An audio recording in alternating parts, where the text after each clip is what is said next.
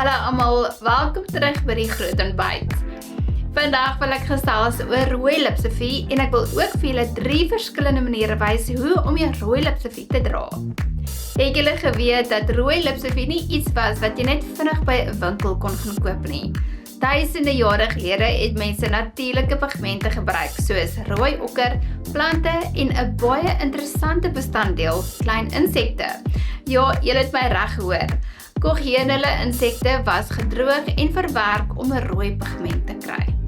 Moderne lipstifies bestaan uit pigmente, olies en wasse wat saamwerk om vir ons daardie perfekte rooi kleur en romerige tekstuur te gee.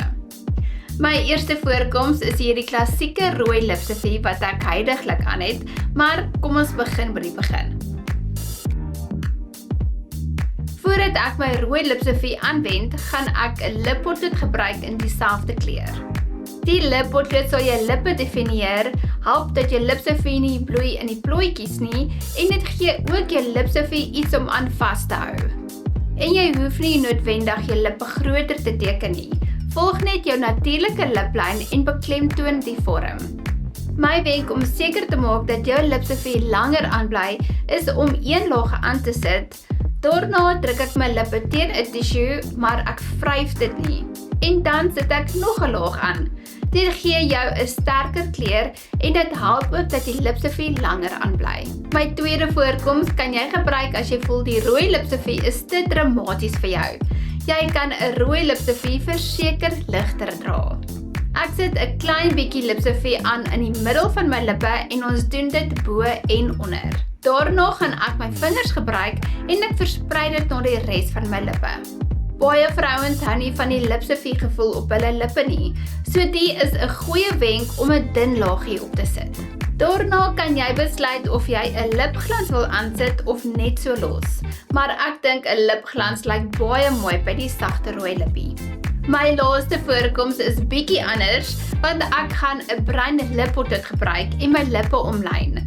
Daarna gaan ek 'n borsel gebruik en die lyn effe sagter maak.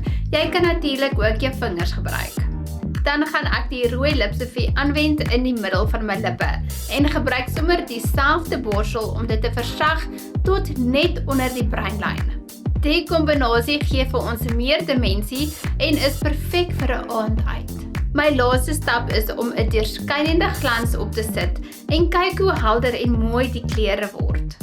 So hier is waar dit nou interessant word, want jy kry nie net een perfekte rooi lipstifie nie.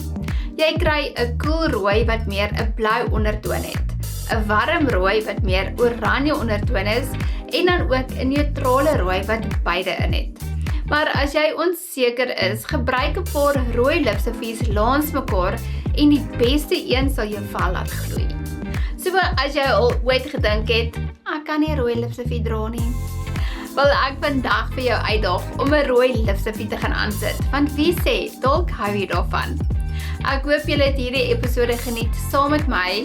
Vir meer raad en inspirasie, gaan volg my gerus op Instagram en TikTok, Makeup by Annelies. En laat weet gerus watter voorkoms jy die meeste van hou in die kommentaar afdeling. Tot volgende week, totsiens.